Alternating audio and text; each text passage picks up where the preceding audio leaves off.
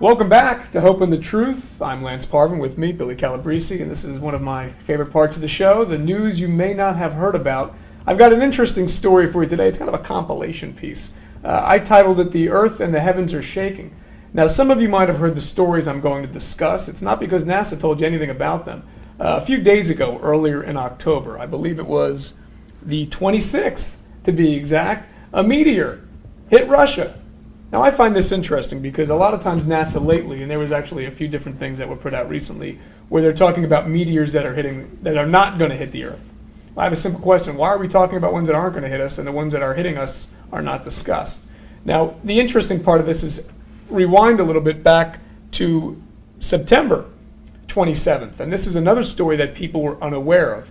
They became more aware of it because the residents of Australia had mentioned a meteor hit off the coast of Australia. Now that's two meteors. I don't know how many people are realizing this, that hit in under a month. One hit off the coast of Australia. The most recent one a few days ago hit specifically Lake Baikal, Russia. Now the one that hit in Australia caused a moderate tsunami, not that tsunamis are moderate, caused a power outage. People actually thought it was the coming of the apocalypse. That's how noticeable it was in Australia. Now here's another interesting point about these two stories. The same day, I wanted to go and track earthquakes that were going on around the world. So in September, the same day the meteor hit, you had a 5.2 in Greece, a 4.9 in Nicaragua, and a 4.6 in Japan. The 26th of October, when the one that just hit Russia, you had a 6.1 in Viso, Italy. That's the earthquake you recently heard about. A 5.5 in Solano, Italy, a 5.0 in Peru, and a 4.6 in New Zealand. The next day, meaning the following day after this, there was a 5.8 in Alaska, a 5.8 in Indonesia, a 4.9 in Alaska, a 4.6 in Russia, and a 4.5 in Argentina. Now, here's an interesting thing. I'm going to read. This is Luke chapter 21, verse 11. "And great earthquakes shall be in diverse places, and famines and pestilences, and fearful sights and great signs there be from heaven." Now, my thing is this. When you start to see stuff, number one, it's not being told to you. I like to raise awareness. I think it's surprising, NASA, as I like to say, not a straight answer, is not discussing things that are actually hitting this Earth. So I don't know if you knew about these stories. Not many people knew about the meteors that actually hit. They hear about stuff that doesn't hit. What are your feelings on this? What are your takes on these? Well, one just missed us yesterday. Did you know that? Yes, yes. Well, like everything else, the whole universe is going bugs just like this country. Yes. I mean, you can look at people and you can look at what's happening in the heavens, and it's the same. Things are changing very rapidly, and I think it's a time now people have to start taking notice of the atmosphere. We've been conditioned over time to see these things and say, well, that's just stuff changing.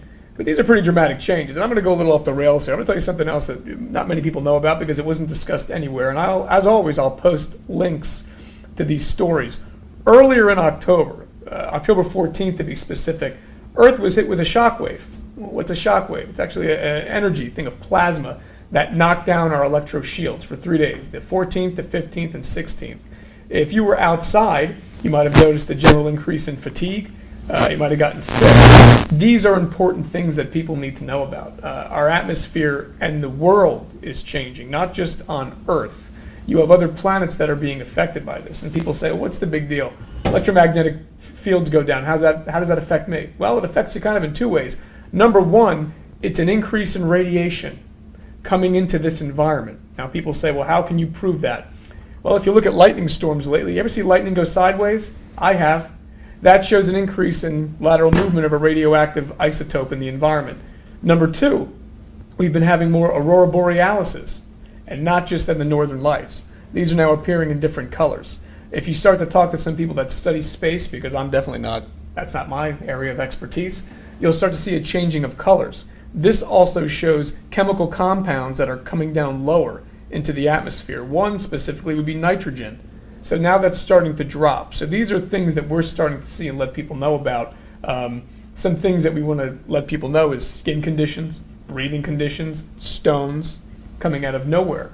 These are actually being caused by the environment. So the more that you're aware of why these things are happening and that something is happening, you kind of wake up and you can kind of, not be caught off guard. I guess that is the best thing. Well, I want to thank you, Billy, for coming by today. I want to leave you with one scripture before we go. This is Luke 21:25. And there shall be signs in the sun, and in the moon, and in the stars, and upon the earth, the stress of nations with perplexity, the sea and the waves roaring. So we're starting to see the environment, and it's distinctly in news stories that are showing you prophecy unfolding before your eyes. So as always, stay close to the Lord, give your life to Jesus Christ. I'm Lance Parvin. We'll see you next time on Hope and the Truth.